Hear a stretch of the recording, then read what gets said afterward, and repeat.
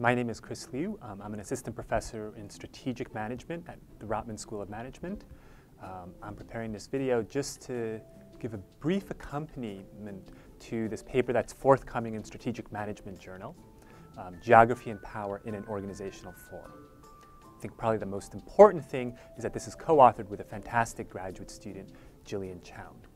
Rather than reproduce the paper, I thought it would be fun just to give you a bit of the backstory to how we came about doing this project, thinking about senators, thinking about geography, the interaction of geography and power. We want to look at senators because we think of them as kind of very much the archetype of a strategic actor. If anybody is going to get out of their office, roam around, try to network with others, it's going to be these very elite politicians. So as a result, I think of this project as very much a lower bound. I see it as a complement to kind of, I think of the Dartmouth friendship networks where you have freshmen and they're looking for beer buddies. That's essentially what they are. This is kind of the opposite end. These are very strategic individuals, and yet the central punchline of this paper is that we still see geographic effects.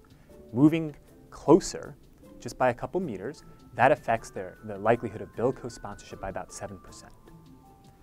The interesting part is that it's not uniform. It actually only affects geography only affects you if you lack power within the organization. If you happen to be someone who is powerful, if you think of it as a dean of a business school, a CEO of a corporation, it actually doesn't matter where you sit. So in consequence, these universal constructs, geographic proximity, are actually not uniform once you really dig deep into the data.